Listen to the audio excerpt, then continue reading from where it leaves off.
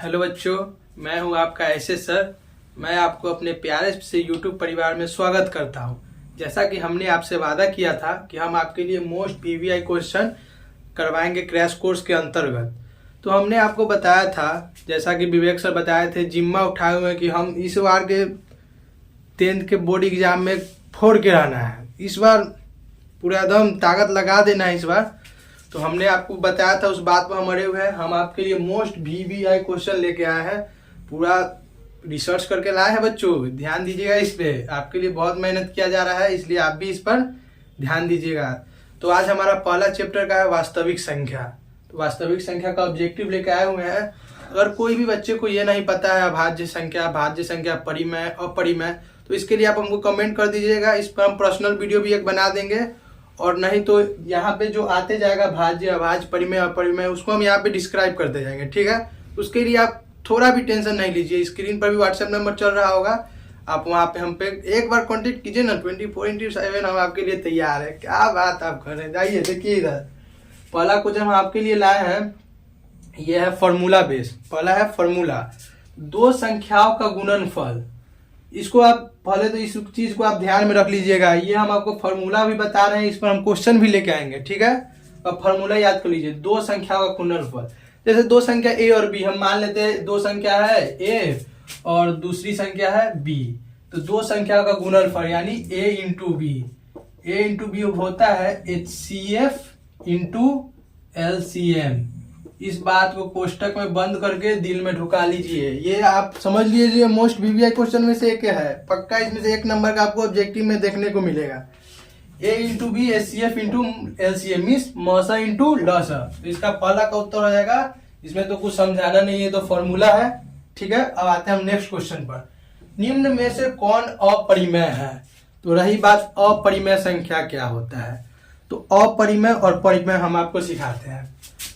परिमेय संख्या, परिमेय संख्या,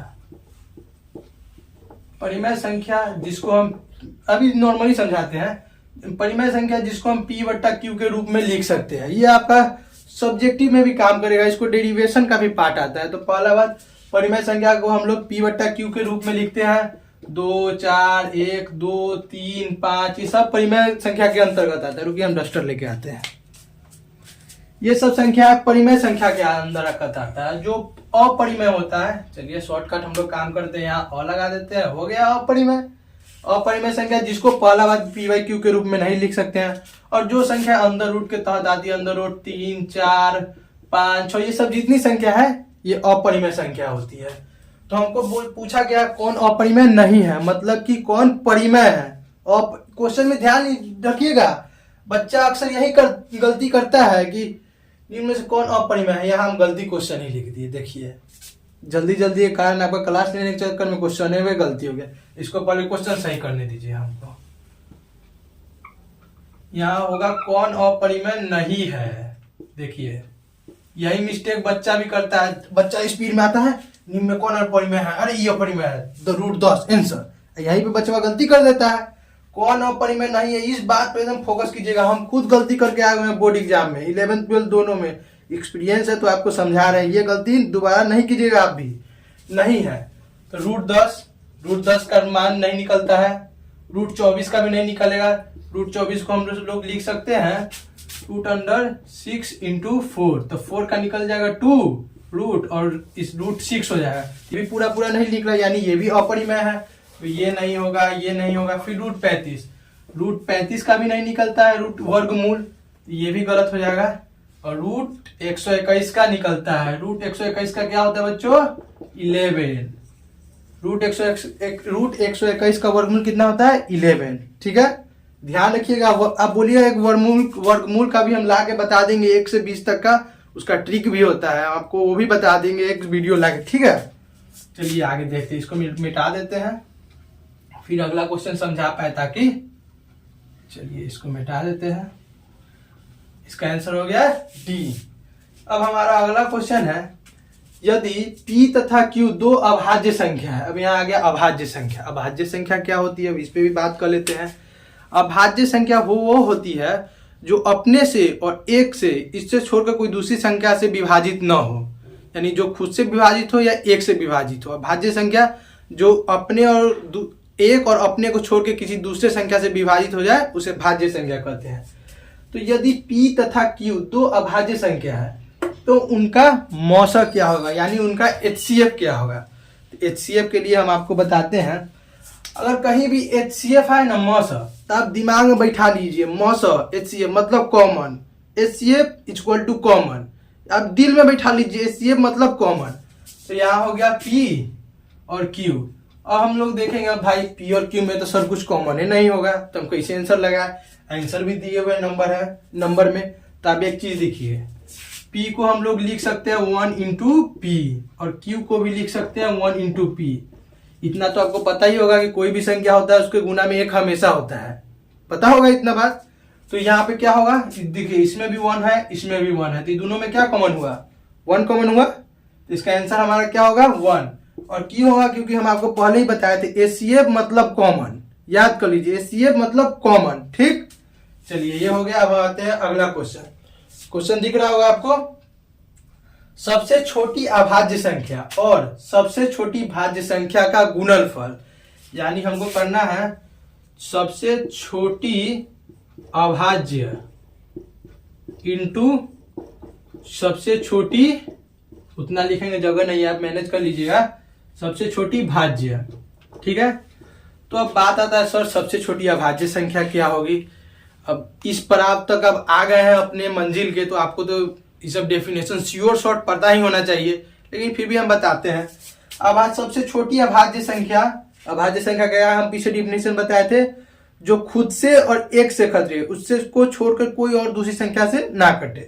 तो सबसे छोटी होता है 2। ठीक है, 2 या तो एक से कटेगा या तो खुद से कटेगा, इससे तो कोई छोटा नहीं होगा। अब बोल दीजिएगा सर एको तो होगा, एक खुद से भी कटता है एको से कटता है, तो वो नहीं होता है, सबसे छोटी 2 होता है, इस बात पे आप ध्यान दीजिएगा। और रह गई बात इंटू है, गुणनफल, क्योंकि यहाँ पे इसलिए बीच में क्या है इंटू। अब सबसे छोटी भाज्य संख्या वो जो खुद को छोड़ के किसी और भी संख्या से कट सकती है। तो सर एक तो नहीं होगा, दूसरा से नहीं कटता है, 2 भी नहीं कटता है, 3 भी खुद से कटता है और एक से कटता है, सर 4 होगा। हाँ बिल्कुल सही पकड़े, 4 होगा। 4 को यानी 4 कोई बात नहीं, हम लोग देहाती आदमी है, 4 4 सब चलेगा। 4 को हम लोग 4 एक से भी कटेगा, खुद से भी कटेगा, और इसके अलावा वो 2 से भी कटेगा, तो वो क्या हो गया 4 सबसे छोटी भाज्य और 2 सबसे छोटी अभाज्य, तो इनका गुणनफल यानी इंटू, और 2 इंटू 4 क्या हो जाएगा 8। ठीक है, तो इसका ऑप्शन हमारे हिसाब से क्या हो जाएगा सी। ठीक है, अब आगे आता है ये क्वेश्चन, देखिए आप ये भी क्वेश्चन, आप इसको ना आप यहाँ पे लिख लीजिए भी आई, ये हम गारंटी देते हैं कि आपके एग्जाम में क्वेश्चन आ जाएगा। ये नहीं आएगा तो इसी का सिमिलर आ जाएगा, चाहे पॉइंट में नंबर वाला हो या रेकरिंग वाला हो। तो आप ध्यान दीजिए इसके ऊपर रेकरिंग है, मिट गया यार, और यहाँ रेकरिंग। ठीक है, आप अपने दिल दिमाग गुर्दा फेफड़ा सब में डाल लीजिए। जैसे ही यहाँ क्वेश्चन में देखिएगा अंक है, उसके ऊपर रेकरिंग है, आंख बंद कीजिएगा, एक बार मारिएगा, रेकरिंग आया मतलब परिमेय संख्या, बात खत्म। रेकरिंग एक बार आप देखे सीधे परिमेय, क्वेश्चन में देखे आ गया रेकरिंग परिमेय। ठीक है, डन, इस बात को याद कर लीजिए, आपको हम लगा दिए मोस्ट इंपोर्टेंट क्वेश्चन में। ठीक, अब आते हैं हमारा निम्न में से किसका दशमलव प्रसार शांत है। अब आप लोग ये बताइए, आप लोग को शांत अशांत पता है। शांत अशांत तो जहाँ पे क्लास लेते होंगे ऑफलाइन या ऑनलाइन, वहां तो पढ़ाई होंगे अभी तक में। चलिए तब भी हम आपको समझाते हैं शांत अशांत क्या होता है। तो जो 1/2 के पावर m इंटू 5 के पावर n के रूप में लिखा जाए उसको शांत बोलते हैं। बट्टा में यहाँ कोई भी संख्या हो सकता है, 1 हो 2 5 कितना भी हो जाए, कोई उससे कोई दिक्कत नहीं है, लेकिन नीचे ये वाला मैटर करता है। शांत होने के लिए बट्टा में 2 के पावर m इंटू 5 के पावर n होना ही चाहिए, या फिर इसको हम बोलेंगे या फिर 5 के पावर n ना हो, सिर्फ 2 के पावर m हो जाए, या फिर इक्वल टू 5 के पावर n हो जाए। मतलब ये तीनों कंडीशन फॉलो होना चाहिए शांत के लिए। और अशांत होना होगा तो भाई यहाँ पे 3 आ जाए, कुछ भी आ जाए, ये सिर्फ फॉर्म नहीं हुआ तो अशांत, और ये फॉर्म हो गया तो क्या हो जाएगा हमारा शांत। तो इसमें हम लोग देखते हैं 5 इंटू 3 हो जाएगा, ये हो जाएगा हमारा 5 इंटू 3 ये भी नहीं होगा, ये भी नहीं होगा, 5 इंटू 2 के फॉर्म में ये भी नहीं होगा। अब इसको देखते हैं, इस वाले ऑप्शन को हम लोग इधर लाके जूम करते हैं इसको। देखिए ये हमारा मार्कर भी लग रहा है खत्म हो गया। रुकिए हम मार्कर लेके आते हैं, 1 सेकेंड के लिए आप लोग वेट कीजिए। ठीक है, आइए फिर से इसको यहाँ से हम लोग निकाल के इधर जूम करते हैं। ये हो गया 3/8। तो इसको हम लिख सकते हैं, 8 को हम लोग क्या लिख सकते हैं, 2 गुने 2 गुने 2 यानी 3/2 के पावर 3। तो ये आ गया इस फॉर्म में, वो 1/2 के पावर m के फॉर्म में। आपको पहले ही बताया था ऊपर कोई भी संख्या ऊपर से हम लोग को कोई परेशानी नहीं है। तो 2 के पावर m इंटू 5 के पावर n में हो तो भी शांत होगा, 2 के पावर m में हो तो भी शांत होगा, 5 के पावर n हो तो भी शांत होगा। ये तीनों फॉर्म को छोड़ के कोई और फॉर्म में हो तो वो अशांत होगा। ठीक है, इस बात को याद रखिएगा, ये भी मोस्ट इंपोर्टेंट क्वेश्चन में आता है बाबू, शांत और अशांत। तो इसका ऑप्शन हो जाएगा ए। और फिर हम आपको मिलते हैं 1 सेकेंड में। चलिए 1 सेकेंड आप लोगों को हम लोग रुकने के लिए बोले थे, वो समय समाप्त होता है। अब आके 5 तक किए थे कि हम लोग 6 तक किए थे, नंबरिंग में गलती हो गया। चलिए उतना आप एडजस्ट कर लीजिएगा। अब हम लोग 6 से देखते हैं, 6 ही मानिए ना, एक क्वेश्चन ऊपर नीचे होते रहता है। किसी पूर्णांक m के, इस साइड आ जाते नहीं तो आप लोग को नहीं दिखेगा। किसी पूर्णांक m के लिए सम संख्या का रूप है। सम संख्या आपको हम डिस्कस किए थे पीछे। सम संख्या मतलब जो एक से भी कटे, खुद से भी कटे और उसको छोड़ के किसी और भी संख्या से कटे।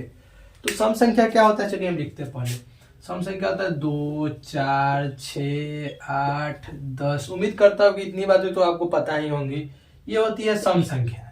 तो हमसे पूछा है किसी पूर्णांक m, यानी ये m के टर्म में दिया हुआ है और इसमें हमको नंबर डाल के और फाइंड करना है कि कौन सम संख्या आएगा। समझ में आया आपको बात? फिर से क्वेश्चन समझिए।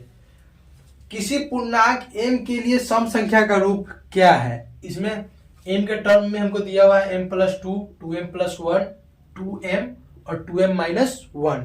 तो इसमें हमको यह बताना है कि इसमें क्या मतलब नंबर वाइज गुना करने पर कौन सी संख्या जो हमको सम संख्या देगी। चलिए इसका तो बताते, ये ऐसे आंसर हो ये होगा, इसको हम आपको सॉल्व करके बताते हैं। 2 इंटू m। तो चलिए m के जगह पहले 1 रखते हैं, तो 2 इंटू 1 2।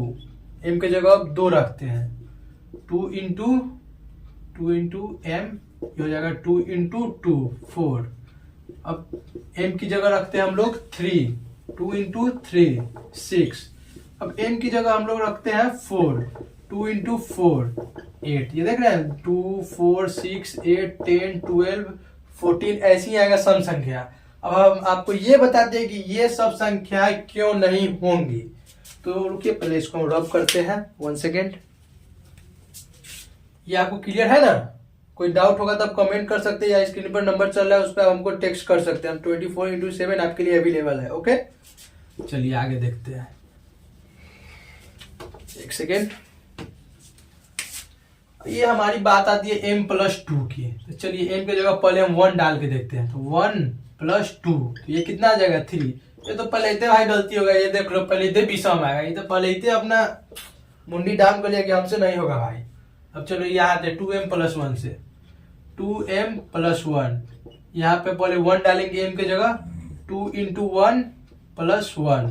तो 2 + 1 ये भी 3 आ गया, ये भी विषम होगा। ये भी अपना माथा नीचे कर लिया कि हमसे भी नहीं होगा, ये भी गलत है। अब चलिए अब बारी है डी की, 2m-1। 2m-1। अब m की जगह फिर हम लोग 1 डाल के देखते हैं। 1 2 3 आप लगातार डाल के देख सकते हैं। हम पहले ही संख्या से हमको पता चल रहा है इसलिए हम आगे नहीं डाल दे रहे हैं। आप लोग कंफ्यूजन में नहीं रहिएगा, ठीक है। 2m-1, 2 में से 1 गया तो 1, तो आपको पता ही होगा 1 भी विषम होता है, इसके लिए ये ऑप्शन भी हमारा कट गया। तो हमारा ऑप्शन क्या हो गया सी। अब हमारा आगे क्वेश्चन है, निम्न में से कौन अपरिमेय नहीं है। नहीं, इस पर हम जोर दे रहे हैं, इस पर आप ध्यान रखिएगा। अधिकतर लड़का यही गलती करता है, नहीं को है पर के अपरिमेय है, ये अपरिमेय है। Yes answer. चलिए 1 नंबर मेरा हो गया। बाबू फंस जाओगे, ध्यान दो। नहीं पर फोकस। और इसमें से हमको कौन अपरिमेय नहीं है, तो चलिए पहले जो नहीं है उसको बताते हैं। √3 इंटू √2 क्या हो जाएगा, 3 इंटू √2 हो जाता है √6। तो ये भी अपरिमेय संख्या जो रूट के अंदर होता है अपरिमेय होता है। और जो पी बाई क्यू के रूप में नहीं होता है वो भी अपरिमेय होता है, हम बताए थे आपको। तो ये नहीं होगा, इसका भी वर्गमूल नहीं निकलेगा, रूट 21/35 का नहीं निकलेगा, तो ये भी हो गया। इसका भी वर्गमूल नहीं निकलेगा, तो ये भी गलत हो गया। अब इधर आ जाइए, रूट 64/81। तो रूट 64 का वर्गमूल हम लोग को पता होगा, रूट 64 का वर्गमूल होता है 8 इंटू 8 रूट में हो जाएगा, ये हो गया रूट अंडर 64। इसमें से एक 8 निकाल लेते हैं, ठीक है, 8 हो गया। और रूट 81 का हो जाता है 9, रूट के अंदर 9 इंटू 9 लिखते हैं, ये रूट अंडर 81 होता है। और ये आपको पता है ना रूट कैसे निकलता है, जो 2 होता है उसमें से एक बाहर कर लेते हैं और रूट निकल जाता है। तो 8/9, ये देखिए आपको P/Q के रूप में आपको ये दिख रहा है। तो हम क्या बताए थे, जो P/Q के रूप में होगा वो परिमेय होगा। हमसे क्या पूछा था, कौन अपरिमेय नहीं है, मतलब कौन परिमेय है, देख लीजिए, ये आंसर होगा, ठीक है। तो इसको हम लोग, अच्छा यहाँ पे हो जाएगा, चलिए 4 - √3 है, 4 - √3 है। तो इसमें से आप 4 को देख सकते हैं कि 4 एक परिमेय संख्या है और √3 एक अपरिमेय संख्या है। तो जब परिमेय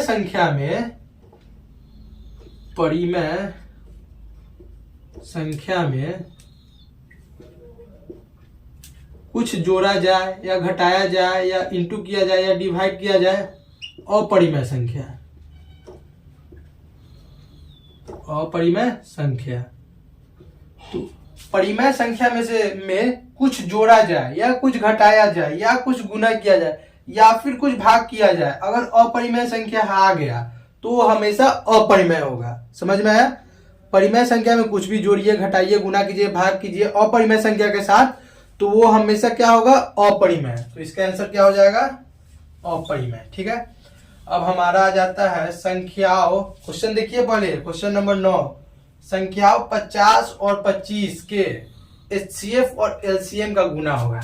याद कीजिए, हम आपको सबसे पहला क्वेश्चन याद करवाए थे, formula HCF into LCM equal to A into B, यानी HCF इंटू LCM बराबर होगा दोनों संख्याओं के। तो हम बताए थे HCF इंटू LCM बराबर, यदि हम इसको A माने और इसको B माने तो वो होता है A इंटू B, ठीक है। HCF और LCM का गुणनफल बोला है, इसलिए हम यहाँ पे गुणन लिखे हैं। ये बस सब बात पर, छोटा छोटा बात पर बारीकी है, इस सब पर ध्यान दीजिएगा। A इंटू B हम लोग कर लेते हैं, कितना है 50 इंटू 25, 50 गुने 25। चलिए हम आपको करके दिखा देते हैं। बहुत बच्चा का कैलकुलेशन भी कमजोर होता होगा, बोलेगा कि सर को नहीं आता, आंसर देख क्या है सीधे मार दिए है। हम आपको गुना करके दिखा देते हैं। 5 इंटू 0 0, 50 25 इंटू 2 इंटू 0 0, 5 दूना 10, 0 5 2 1, 12 5 0। देखिए है ऑप्शन में कहीं, ये रहा 12 5 0। ओके, ये इसको मिटा लेते हैं, बहुत हो गया इधर। 1 सेकंड वेट कीजिएगा आप लोग, इसको जल्दी जल्दी हम मिटा लेते हैं, उसके बाद आगे की क्वेश्चनों को हम आपको समझाते हैं।